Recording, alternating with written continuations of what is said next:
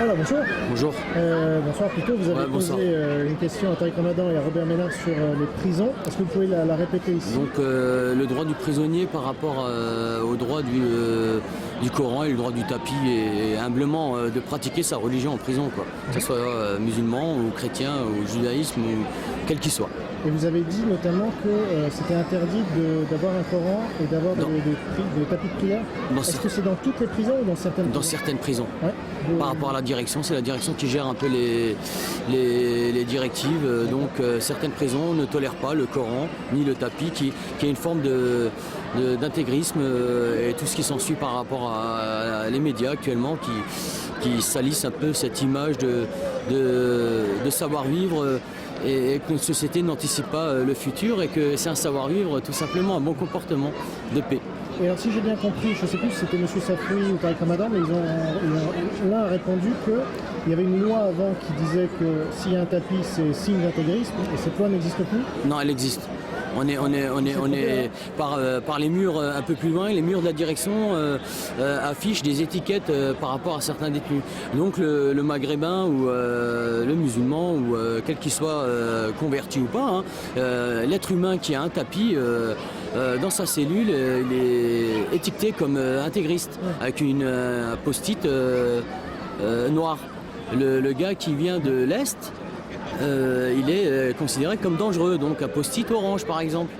Ouais, avec des post-it sur les cartes affichées avec le nombre de personnes en prison, pour un répertoire quel qu'il soit, dans quel secteur, dans quel bâtiment. Donc tout est un peu catalogué quoi, par rapport au profil. Est-ce qu'aujourd'hui il y a une progression de l'islam en prison? On a le droit à la prière, ça il n'y a pas de souci.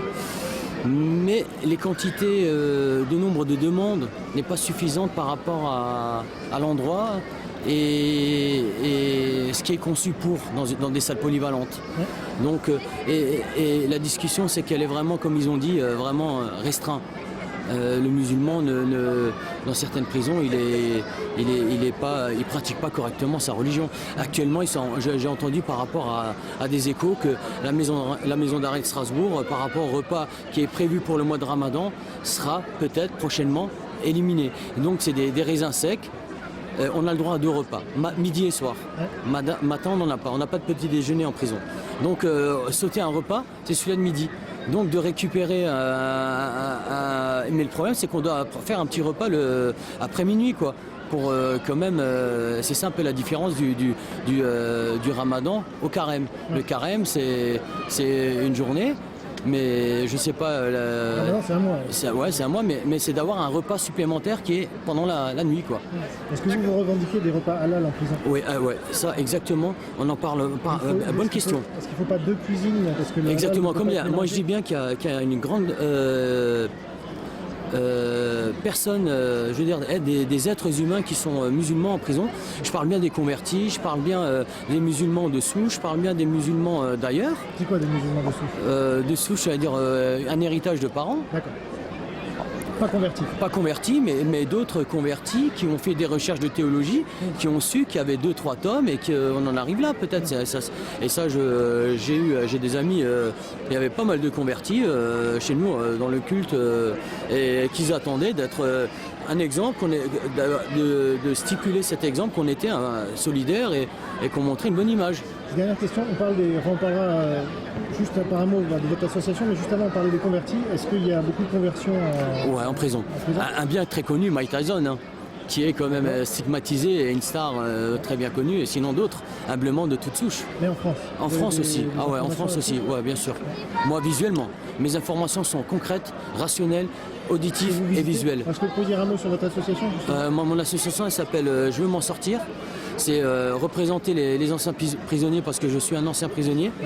Et un appel à tous les parents et les prisonniers de l'intérieur et de l'extérieur pour faire valoriser cette opinion, à cultiver et de dire qu'aujourd'hui un prisonnier peut pas avoir payé sa pension alimentaire, avoir bu un verre de trop, être sans papier.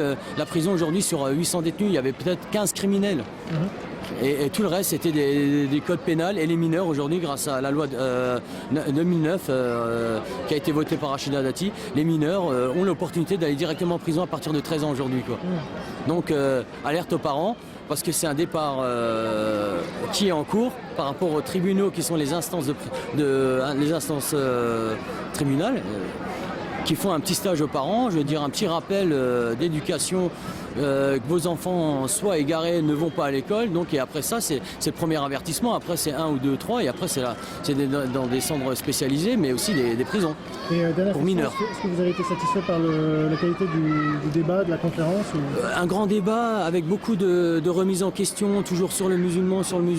Mais les politiciens et nos intervenants n'ont pas de solution par rapport, parce qu'il n'y avait aucun représentant politique sur ces tables-là, qui eux ont les décisions et les réponses et les accords et les choses vraiment rationnelles pour le futur.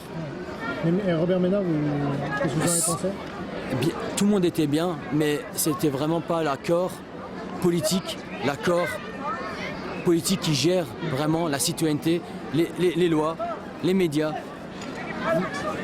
Et les médias médiatisés, je veux dire la culture qui est représentée par nos politiciens sont vraiment pas positifs pour l'islam, qui est une religion de paix et qu'on a été toujours depuis 400 ans dans les dom-toms, dans la Nouvelle-Calédonie, dans tous les pays du monde. C'est pas que la France. Et je veux dire, comparé à d'autres pays comme la Belgique et l'Allemagne, ils sont vraiment très avancés. Hein. Quand vous dites 400 ans, c'est parce que la première mosquée a été créée par des chrétiens.